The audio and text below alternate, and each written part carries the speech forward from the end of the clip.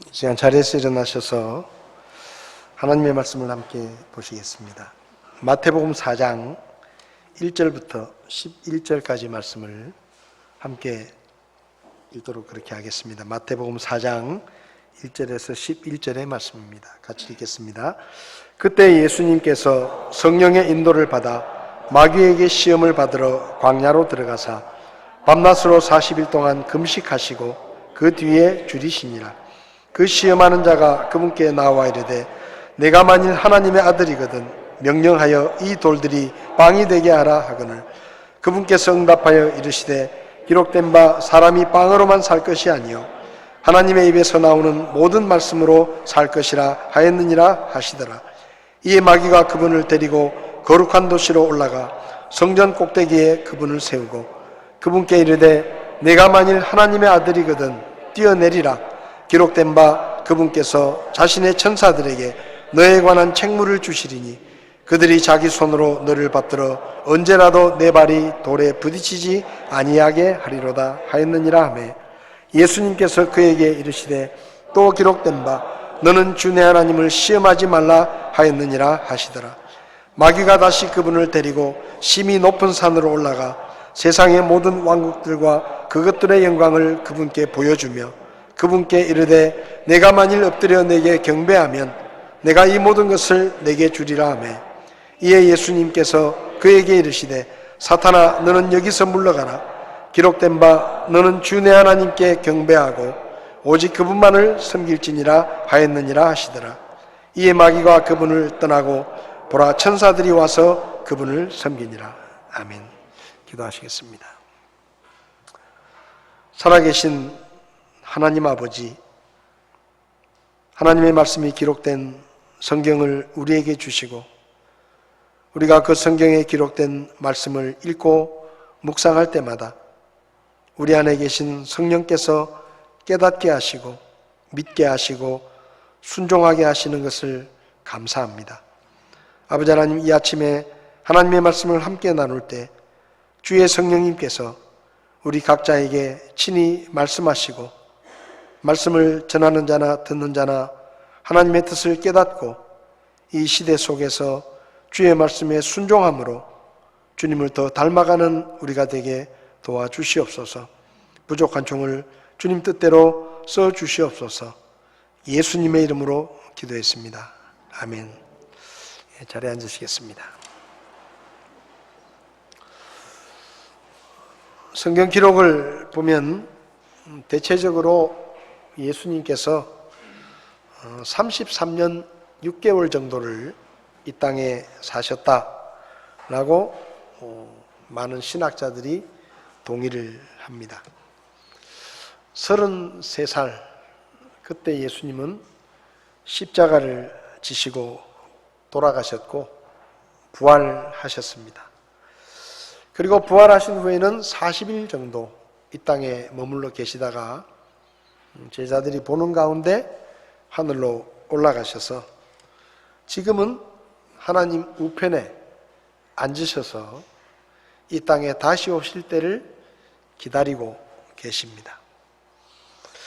예수님의 생애를 마태, 마가, 누가, 요한복음 이렇게 4개의 복음서에 기록이 되어 있는데 성경을 보면 예수님께서 지난날에 대해서 아쉬워하거나 후회를 하시거나 그때 내가 이렇게 했어야 하는데 라고 지난날에 대해서 아쉬운 마음을 갖고 계시는 그런 기록들이 전혀 없습니다. 그러니까 사람이 살면서 우리는 지난날에 대해서 생각할 때 그때 내가 이렇게 했으면 더 좋았을 텐데 그때 내가 뭘 몰라서 그때 참 선택을 잘 했더라면 지금 좀 더 나아졌을 텐데 이런 생각들을 우리는 굉장히 자주 합니다. 또 후회를 하기도 하죠. 근데 성경을 보면 예수님은 지난날에 대해서 어떤 일이나 그런 것들에 대해서 그때 내가 참 잘못했구나 그때 그러지 말았어야 됐는데 이렇게 후회하신 일이 성경에 없다는 거예요. 예수님은 우리와 똑같은 사람으로 이 세상에 오셨고 우리와 똑같은 사람으로 33년 6개월 정도의 삶을 사셨는데 그분은 평생을 미련이나 후회가 없는 그런 완전한 삶을 사셨다라는 뜻입니다. 그런데 우리와 똑같은 사람으로 사셨거든요.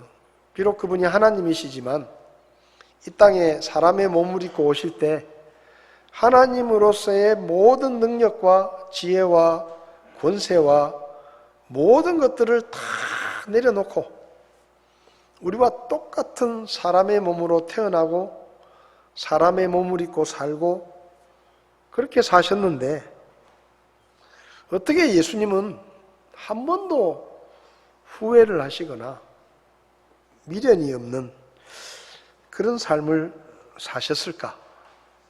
우리도 그렇게 살고 싶잖아요. 우리도 후회하지 않는 삶, 아쉬움이 없는 삶, 인생을 마칠 때 내가 참 잘 살았구나. 그래, 내가 그래도 만족스럽게 살았다. 아쉬움이 없다. 후회할 것이 없다. 라고 인생을 마칠 수 있으면 참 얼마나 좋을까? 그런 생각을 우리가 늘 합니다. 예수님은 그렇게 사셨다는 얘기죠. 그러면 어떻게 예수님은 우리하고 똑같은 사람으로 사셨는데 아쉬움과 후회가 없는 그런 삶을 사셨을까 생각해 보는 것입니다. 오늘 본문에는 예수님께서 마귀에게 시험을 받으신 내용이 기록되어 있습니다. 이 내용을 살펴보면 예수님께서 어떻게 평생을 후회 없이 아쉬움이 없이 미련이 없는 삶을 사셨을까 하는 것을 짐작해 볼 수가 있습니다. 예수님은 나사렛이라고 하는 작은 시골 마을에서 사시다가 나이 30쯤 되셨을 때 이제 하나님께서 맡기신 사역을 이루시기 위해서 침례 요한을 찾아가서 침례를 받으셨습니다. 요단강에 침례 요한이 침례를 주는 곳까지 찾아가셔서 침례를 받으셨죠. 그때 침례를 받으실 때 성경을 보면 하늘에서 비둘기 같은 성령이 내려오시고 또 하나님께서 내 사랑하는 아들이다 이렇게 직접 목소리로 말씀하시는 내용이 기록되어 있습니다. 그렇게 침례를 받고 오늘 본문을 보면 예수님께서 침례를 받으신 다음에 제일 먼저 하신 일이 광야로 들어가신 것입니다. 광야로 들어가셔서 40일 동안 금식을 하셨습니다. 그런데 1절을 보면 그때 예수님께서 성령의 인도를 받아 마귀에게 시험을 받으러 광야로 들어갔다라고 말씀합니다. 그러니까 예수님께서 광야로 들어가신 것, 또 광야에서 40일을 금식하신 것, 이 모든 일이 마귀에게 시험을 받기 위해서 하신 일이라는 것이죠. 그러니까 예수님께서 받으신 마귀의 시험은 그냥 마귀가 혼자서 겁도 없이 예수님에게 와서 예수님을 시험한 것이 아니라 하나님의 허락과 그분의 계획 속에서 마귀가 예수님을 시험했다. 그렇게 볼 수가 있습니다. 마귀는 세 가지를 시험합니다. 40일 동안 금식해서 배가 고픈 예수님에게 네가 하나님의 아들이라면 이 돌로 빵을 만들어서 너의 배고픔을 채워라 하는 시험이었고, 두 번째는 하나님께서 의인들을 상하지 않도록 지키고 보호하신다고 약속하셨는데 네가 이 성전 꼭대기에서 한번 뛰어내려 봐라. 진짜로 하나님이 그 말씀대로 너를 지키시는지, 너를 보호해 주시는지 한번 테스트해 보자. 그렇게 시험합니다. 그리고 마지막에는 높은 산 꼭대기로 예수님을 데리고 가서 세상의 모든 나라들과 영광을 보여주면서 네가 나에게 절을 하고 경배를 하면 내가 이 모든 것을 너에게 주겠다. 고생 끝 행복 시작이다. 그러니 나에게 경배해라 하고 제안했습니다. 예수님은 이 세 번의 시험을 깨끗하게 물리치시고 그리고 마귀는 자신의 완패를 인정하고 예수님 곁을 떠남으로 오늘 본문의 이야기는 끝납니다. 사실 본문에 나오는 이 마귀의 제안은 사람들에게는 굉장히 귀가 솔깃한 그런 이야기이고 오랫동안 생각하고 신중하게 결정해야 할 것 같은 그런 이야기였습니다. 예를 들면 이런 거죠. 구원받은 성도에게 어떤 분이 이렇게 제안을 합니다. 이번에 교통사고를 목격을 하셨는데 사실은 제가 가해자인데 선생님이 유일한 목격자입니다. 근데 만약에 선생님이 제가 가해자가 아니라 제가 피해자라고 그렇게 증언을 해주시면 제가 한 2억 정도 드리겠습니다. 한번 생각해 보시고 결정되면 연락을 주십시오. 예를 들면 그렇게 이야기를 했다고 하면 생각해 볼 일이에요. 그렇잖아요.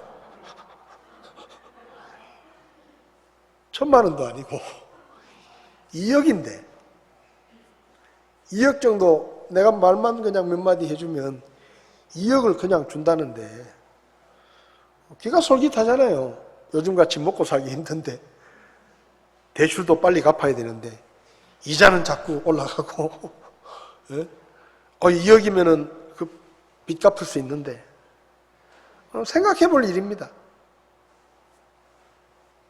그런 거예요. 이번에 한번 딱 눈 감아주면 제가 크게 살해하겠습니다. 이게 불법인데 이번에 한 번만 제 형편을 좀 봐주면 당신이 높은 자리에 있는데 이거 한번 눈 딱 감고 도장 한번 찍어주면 내가 한 10억쯤 드리겠습니다. 그러니까 한 번만 눈 딱 감고 도장 한번 찍고 뭐 거기 오래 있어봤자 뭐 돈을 많이 버는 것도 아닌데 이번에 막 이거 한 건 처리해주고 그냥 사표 내십시오. 그럼 제가 앞으로 평생 그냥 먹고 살 수 있도록 해드리겠습니다. 생각해 보시고 연락 주십시오 하고 명함을 딱 주고 갑니다. 고민되잖아요. 언제 잘릴지 모르는데 이런 식의 제안입니다. 근데 예수님께서 이 세 가지의 마귀의 그럴듯한 제안을 단번에 거절하시고 깨끗하게 그것도 뭐 하루 이틀 생각하는 것도 아니고 그 즉시로 결정을 하시고 선택을 하시고 깨끗하게 그 시험을 물리치셨습니다. 여기 마귀의 시험에 대해서 예수님이 대답하신 내용을 보면 예수님이 무엇을 기준으로 선택하고 결정하시는가 하는 것을 금방 알 수 있습니다. 4절을 보면 그분께서 응답하여 이르시되 기록된 바 사람이 빵으로만 살 것이 아니요 하나님의 입에서 나오는 모든 말씀으로 살 것이라. 7절을 보면 예수님께서 그에게 이르시되 또 기록된 바 너는 주 내 하나님을 시험하지 말라 하였느니라. 10절을 보면 이에 예수님께서 그에게 이르시되 사탄아 너는 여기서 물러가라. 기록된 바 너는 주 내 하나님께 경배하고 오직 그분만을 섬길지니라 하였느니라. 예수님은 마귀의 시험에 대해서 즉시 반응을 보이셨는데 그 반응은 항상 기록된 바라는 말이 따라오는 말입니다. 예수님께서 무엇인가를 결정하고 선택하실 때 내 생각이 어떤가? 다른 사람들이 내 선택을 어떻게 생각할까?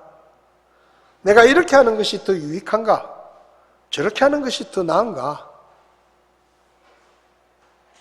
이런 생각을 하지 않으시고 그냥 하나님의 말씀이 뭐라고 말씀하시는가 하는 것만 생각하셨다는 것이죠.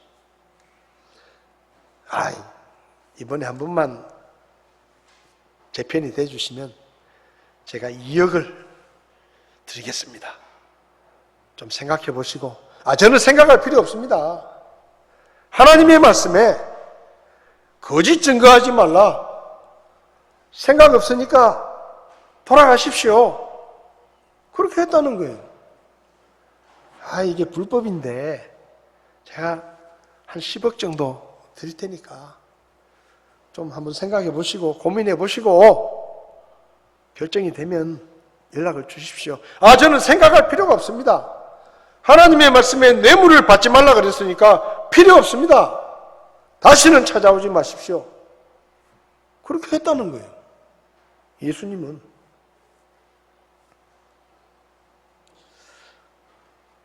사람이 뭔가를 선택하고 결정할 때 오래 고민하고 오래 망설이는 이유가 뭔지 아십니까? 선택의 기준이 분명하지 않기 때문이에요. 예를 들면 이번 휴가 때 어디로 여행을 갈까? 그렇게 생각을 한다고 칩시다. 기준이 없으면요, 한 달도 갈 수 있어요. 어디로 갈지를 결정하는데 6개월이 걸릴 수도 있습니다. 기준이 없으면. 근데 기준을 좀 정해보자는 거예요. 예를 들면 이번 휴가 때는 국내 여행을 가자. 그렇게 기준을 정해놓으면 좀 쉬워진다 이 말이에요.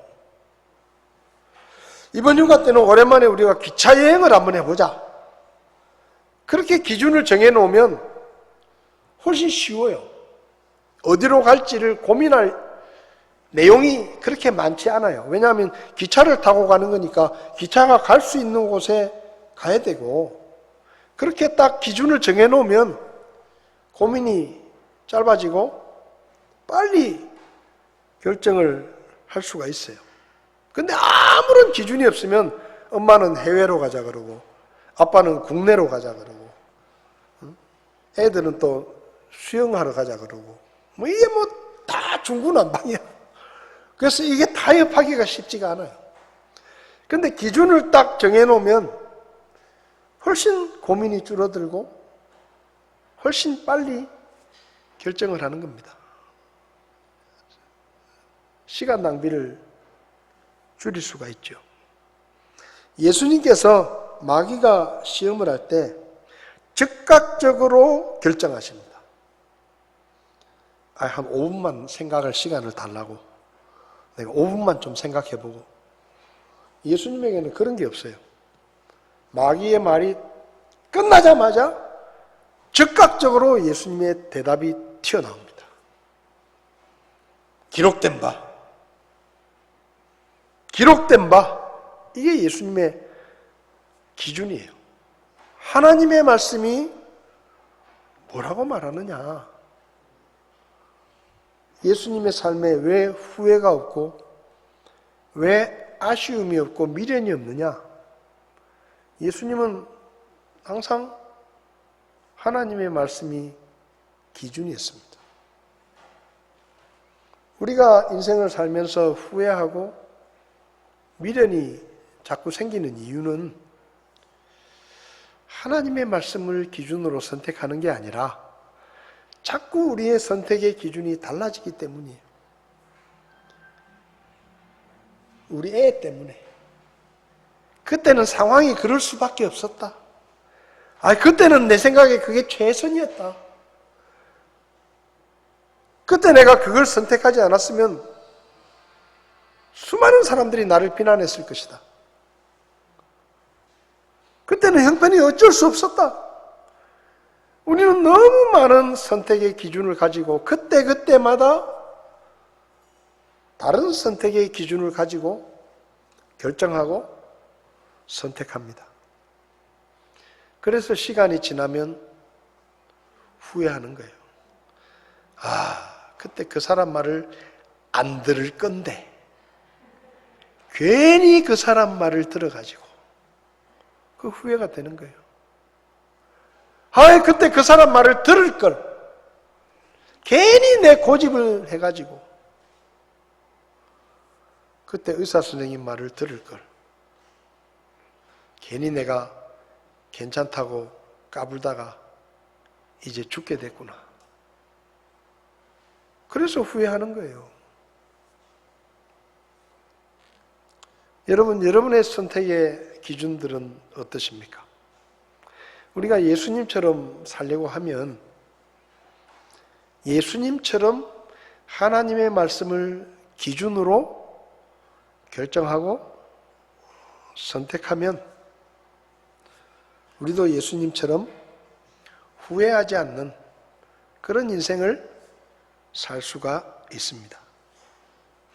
성경을 보면 어떤 사람이 예수님을 믿으면 그 사람에게 굉장히 놀라운 삶의 변화가 일어나는 것을 볼 수 있습니다. 누가복음 19장을 보면 삭개오라는 여리고의 요즘으로 말하면 세무서장쯤 되는 사람이 나오는데 이 여리고의 세무서장인 삭개오는 예수님을 만나기 전에는 돈밖에 몰랐습니다.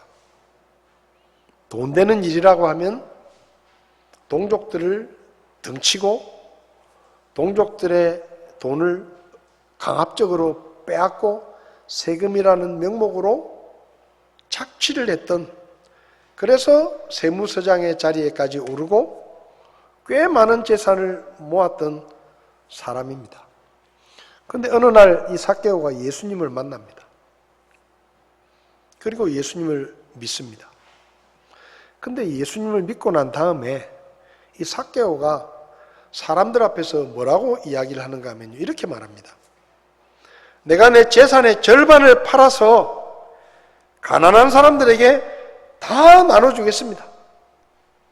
그리고 내가 지금까지 불법적인 방법으로, 부당한 방법으로 세금을 더 많이 걷어가지고 내가 동족들에게 빼앗은 것이 있다고 하면 다 4배로 내가 보상을 해주겠습니다.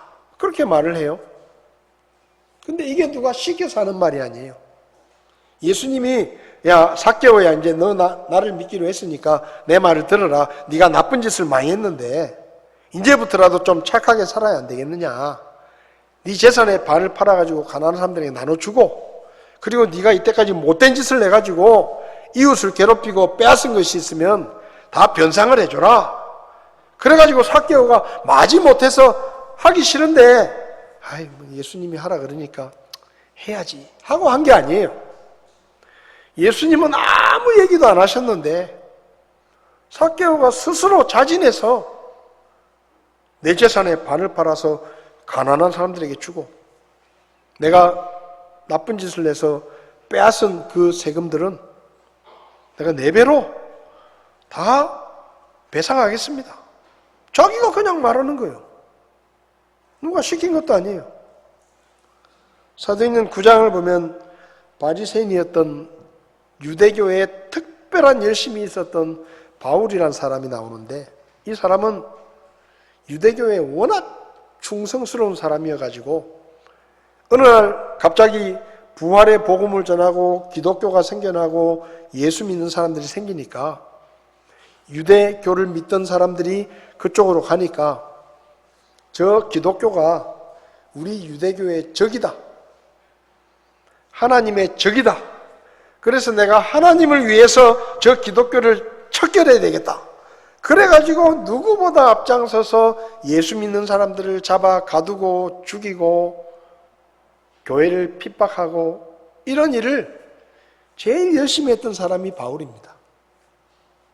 부활은 거짓말이다. 속임수다. 저 복음은 사람들을 현혹시키는 사기다. 거짓말이다. 그렇게 생각했어요. 그래서 그걸 열심히 비판하고 핍박하고 사람들을 가두었습니다. 근데 다마스쿠스라는 곳으로 예수 믿는 사람들을 잡아오기 위해서 가다가 부활하신 예수님을 만나고 그가 그토록 핍박했던 복음을 믿게 됩니다. 근데 이 사람이요, 다마스쿠스로 가다가 그 복음을 믿게 된 다음에 며칠 지나지 않아서 다마스쿠스의 회당에 들어가 가지고 이 사람이 뭐라고 말하는가 하면, 여러분도 예수 믿으십시오. 예수님은 진짜 부활하셨고 예수 믿어야 구원을 받습니다. 죄 용서함을 받습니다. 그렇게 복음을 전해요. 며칠 안 돼 가지고. 그리고 엄청난 고난과 핍박을 받으면서 아시아와 유럽을 다니며 복음을 전하고 감옥에 갇히고 매를 맞고 죽을 뻔하고 이런 고생을 하면서도 그 복음 전하는 일을 그치지 않고 계속 하다가 마침내 순교자의 삶을 삽니다. 예수 믿기 전과 예수 믿은 후의 모습이 완전히 달라진 거예요. 그럼 도대체 왜 그렇게 달라졌느냐? 한마디로 말하면 삶의 기준이 달라졌기 때문입니다. 그전에는 자기 생각, 자기 열심, 자기 판단이 선택의 기준이었다고 하면 예수님을 믿고 난 다음에는 하나님의 말씀이 기준이 된 거예요. 그러니까 내가 지금까지 참 못되게 살았구나. 내 재산의 반을 팔아가지고 가난한 사람들, 내가 그동안 괴롭혔던 사람들에게 줘야 되겠구나. 내가 그렇게 돈만 밝히면서 부당하게 세금을 너무 많이 걷어가지고 내 배는 불렀는데 저 사람들이 참 피해를 많이 받구나. 그러니까 내가 하나님의 말씀의 기준에 따라서 남에게 부당한 방법으로 빼앗은 것은 4배로 내가 보상을 해줘야 되는구나 하고 스스로 결정을 하고 스스로 그렇게 한 것입니다.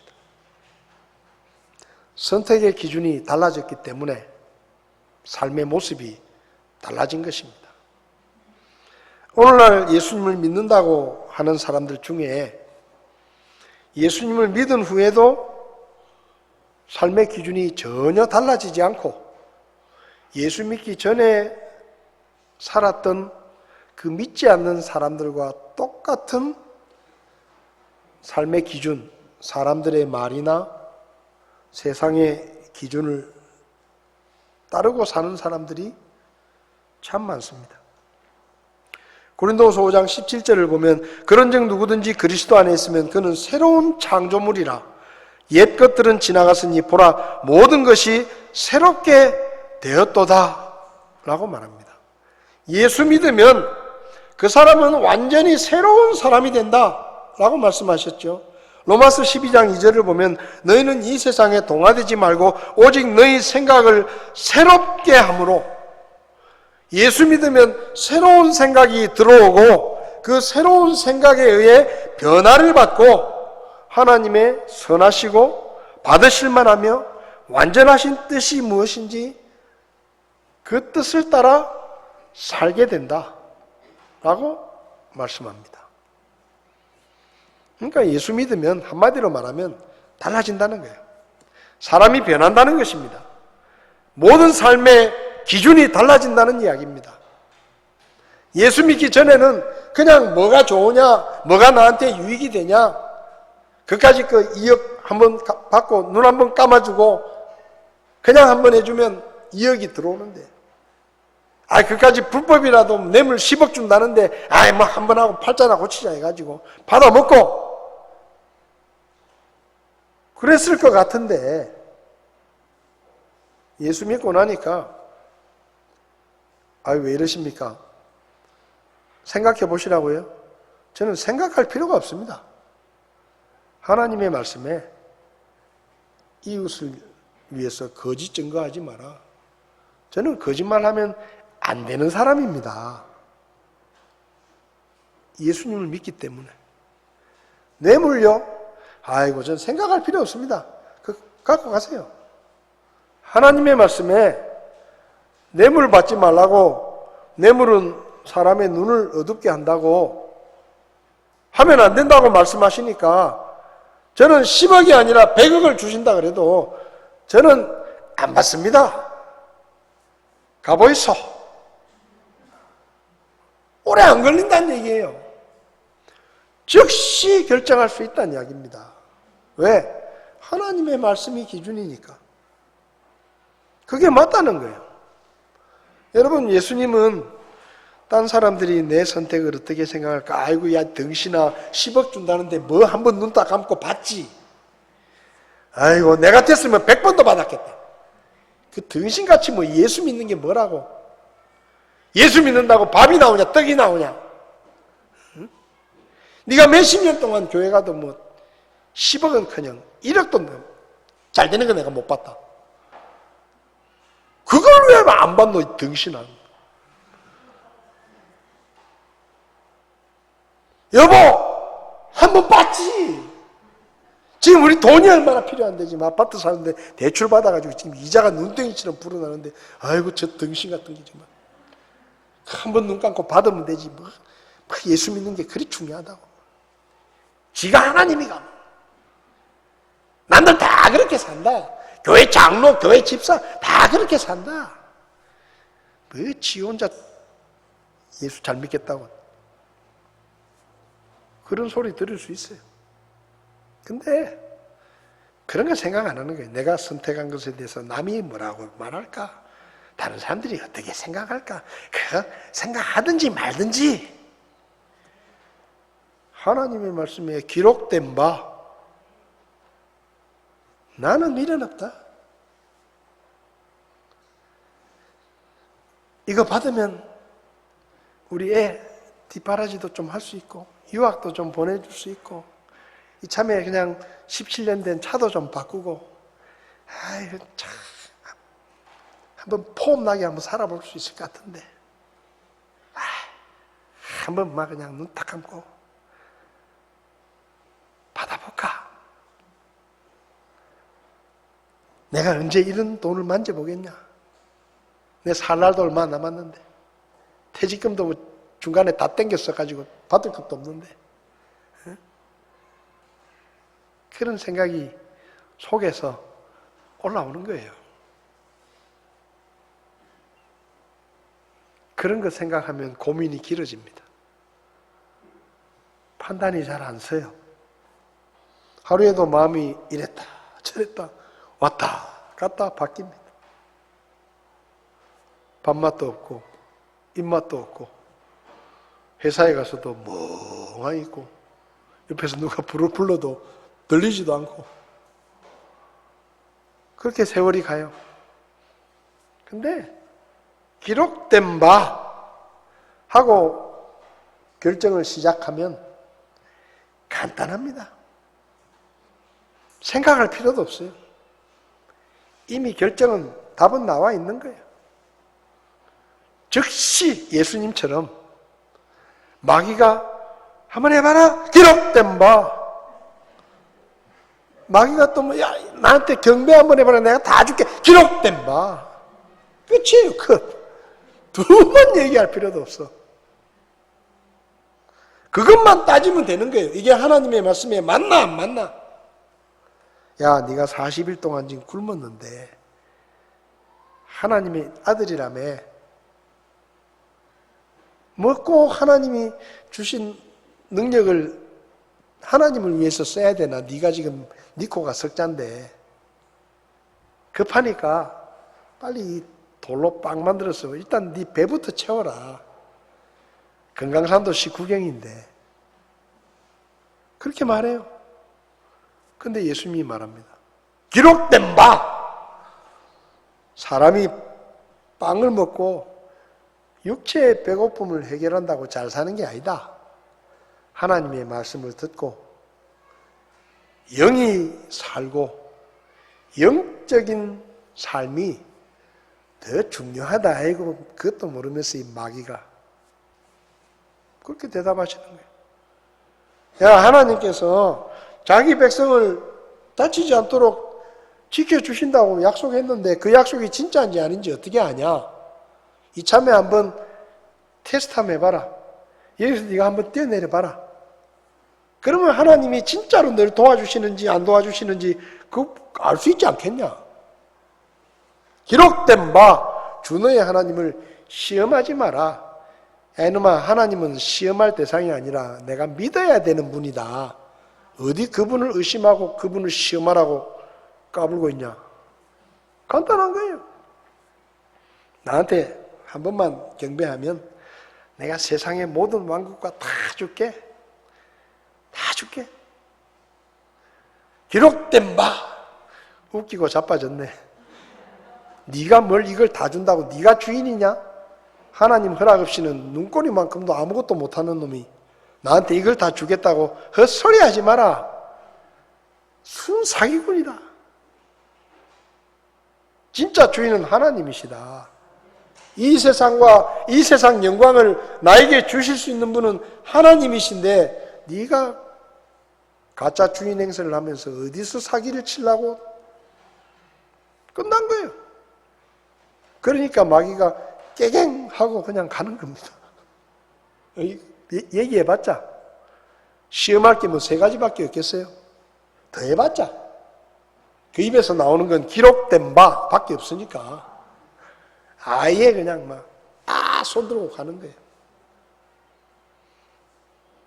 여러분 지금도 마귀는 그렇게 말합니다. 야, 지금 당장 먹고 사는 게 중요하지 뭐 네가 교회 갈 시간이냐 되냐? 네가 뭐 교회 가서 헌금할 형편이나 되냐? 야, 먹고 사는 게 급한데 일단 돈을 좀 벌어라. 돈 좀 벌고 좀 여유가 있고 좀 시간이 있으면 그게 뭐 그때 뭐 예수 믿든지 교회 가든지 하는 거지. 먹고 사는 것도 없어가지고 저렇게 맨날 빌빌거리면서 무슨 교회를 가겠다고 예수 믿겠다고 아이고 한가한 소리 하고 있네. 그렇게 말하면요 그런 것 같아요. 야, 하나님 믿으면 하나님이 뭐 어려움 없이 잘 지켜주신다며. 잘 되게 해주신다며. 잘 된 게 뭐 있냐? 네 예수 믿고 나서 뭐 잘 된 게 뭐 있냐?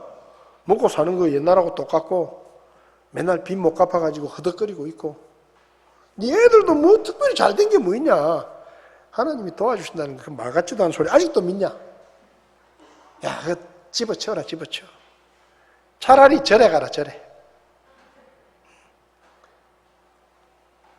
그렇게 얘기해요. 하나님이 니한테 뭐 잘해준 게 뭐 있냐? 뭐 예수 믿는다고 정직하게 뭐 살고 뭐 술도 안 먹고 뭐 나름대로 산다 하더만은 아이고 사업도 그 모양 그 꼴이고 이제부터 정신 좀 차리고 술도 한 잔씩 하고 사람들하고도 좀 어울려주고 응? 니 혼자 깨끗한 척 하지 말고 적당히 거짓말도 좀 하고 응? 편법도 좀 부리고 인생도 좀 즐기고 주일날 그놈의 교회 주구장창 교회만 간다고 그래 다니지 말고 놀러도 좀 다니고 응? 여행도 다니고 인생 뭐 있냐? 즐기면서 사는 거지. 그러면요 진짜 나는 몇십 년 예수 믿는다고 교회 열심히 다녔는데 내 친구놈은 교회도 안 다니는데 잘 먹고 잘 살고 사업도 잘 되고 돈도 많이 벌고 좋은 차 타고 다니고 친구들한테 인정도 받고 내가 인생을 헛살았나? 그런 생각이 드는 거예요. 나도 적당히 믿고 저 친구들처럼 적당히 타협하고 그렇게 살아야 되나? 그런 생각이 듭니다. 근데 그때 우리가 기억해야 돼요. 기록된 바. 하나님의 말씀이 우리의 삶의 기준입니다. 여러분 생각해 보세요.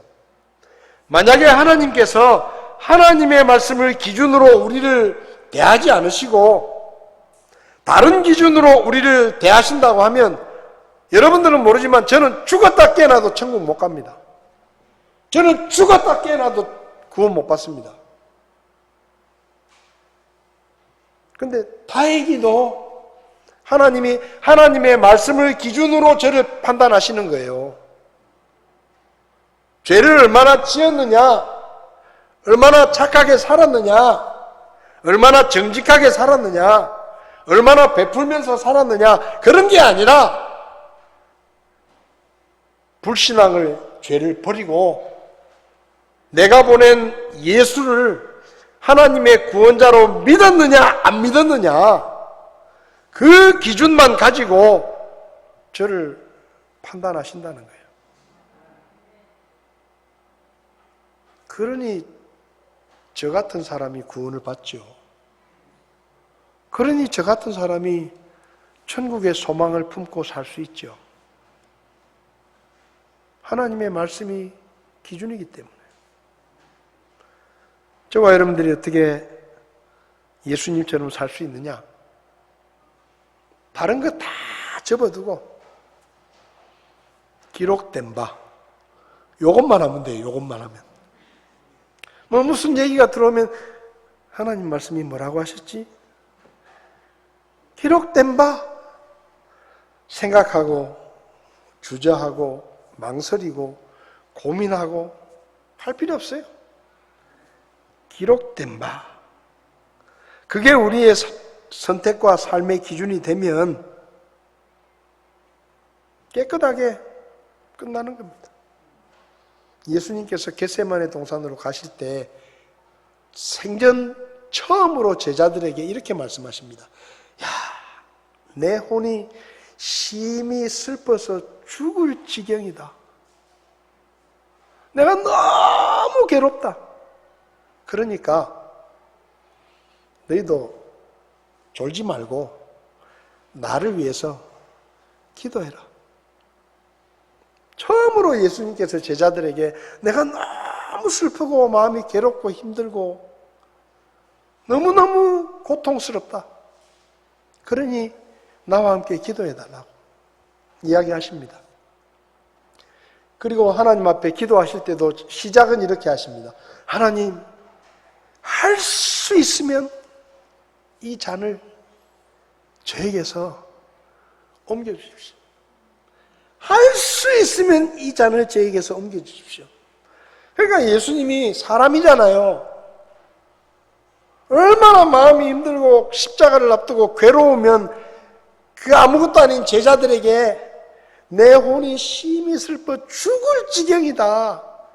그러니까 너희들이라도 같이 기도해달라. 그렇게 부탁을 하셨겠어요. 그리고 기도를 시작하시면서 피땀을 흘리시면서 할 수 있거든 이 잔을 저에게서 옮겨주십시오. 그렇게 기도하셨겠습니까? 얼마나 힘들면. 근데 예수님의 기도가 3번 다 끝날 때는 어떻게 끝나느냐? 내 뜻대로 마옵시고 아버지 뜻대로 하십시오. 다시 말하면 기록된 대로 하십시오.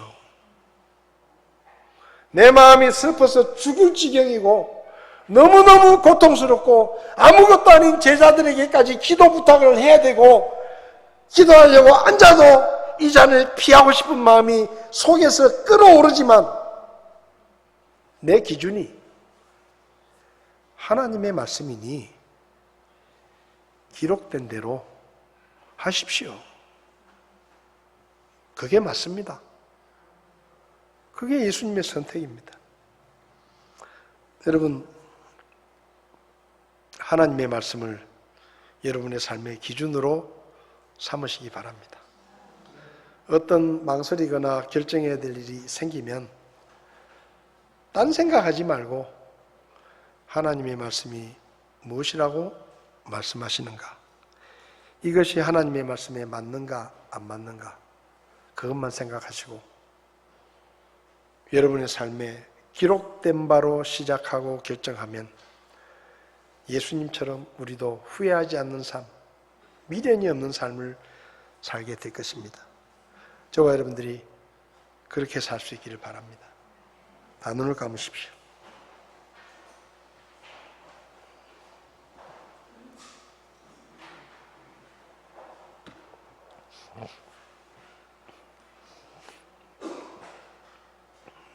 여러분은 어떻습니까? 여러분은 무엇으로 여러분의 삶의 기준으로 선택하고 계십니까? 기록된 바 예수님께서는 그렇게 결정하셨습니다. 혹시 여러분 중에 아직도 불신앙의 죄를 버리고 예수님을 하나님의 구원자로 믿음으로 받아들이고 구원받으신 경험이 없다고 하면 하나님은 여러분을 하나님의 말씀대로 심판하실 것입니다. 예수님을 믿고 구원받은 사람만 하나님께서 천국에 가게 하실 것입니다.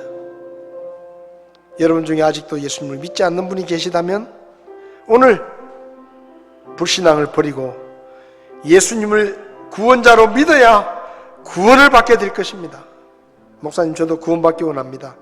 저도 예수 믿기 원합니다. 내 생각을 버리고 세상의 기준을 버리고 하나님의 말씀을 기준으로 제가 예수님을 믿고 구원받기 원합니다. 그런 분이 계시면 오늘 손을 들어주시면 제가 기도해 드리겠습니다. 그런 분 계시지 않습니까? 성도 여러분, 여러분은 지금까지 무엇을 기준으로 살고 계십니까? 학교에서, 직장에서, 가정에서 여러분의 선택의 기준이 무엇입니까? 하나님의 말씀을 기준으로 삼으시기 바랍니다. 결정할 때마다 하나님의 말씀이 무엇이라고 말씀하시는지를 살피고 하나님께 물으시기 바랍니다. 그리고 그분의 말씀에 따라 선택한다면 우리도 예수님처럼 후회 없는 삶, 미련이 없는 삶을 살 수 있게 될 것입니다. 우리 이 시간 자리에서 일어나셔서 주 예수 따를 결심을 했네, 주 예수 따를 결심을 했네. 이 찬송 1절을 2번 찬송하시겠습니다. 예수님처럼 살기 원합니다. 예수님처럼 기록된 바 하나님의 말씀을 기준으로 선택하고 결정하고 그렇게 살기 원합니다. 하나님 저를 도와주십시오. 그렇게 기도하는 마음으로 우리 이 찬송 1절을 2번 찬송하시겠습니다.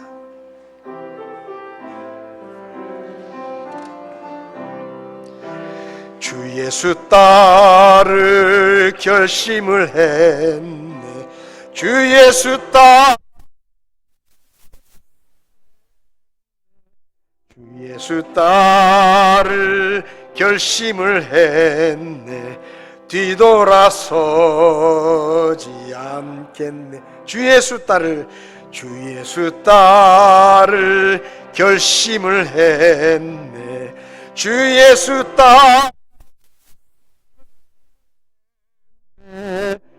예수 따를 결심을 했네, 뒤돌아서지 않겠네. 기도하시겠습니다.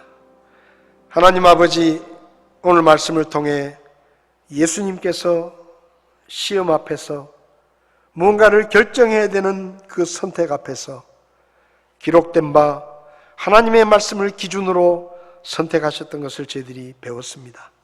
오 아버지 하나님, 우리도 예수님처럼 이 땅에 사는 동안에 어떤 형편 속에서든 어떤 환경 가운데서든 우리의 생각이 어떠하든지 기록된 바 하나님의 말씀을 기준으로 삼고 선택하고 결정할 수 있도록 저희를 도와주시옵소서. 그래서 우리도 주님 앞에 서는 날 후회 없이 미련 없이 살아노라고 주님 앞에 고백할 수 있는 우리가 되게 도와주시옵소서. 세상으로 나갑니다. 다시 우리는 세상 가운데서 선택을 하게 될 것입니다. 지금부터라도 기록된 바 하나님의 말씀에 따라 이것도 하고 저것도 하고 주님 뜻에 합당한 삶을 살게 도와주시옵소서. 예수님의 이름으로 기도했습니다. 아멘. 예배를 마치겠습니다.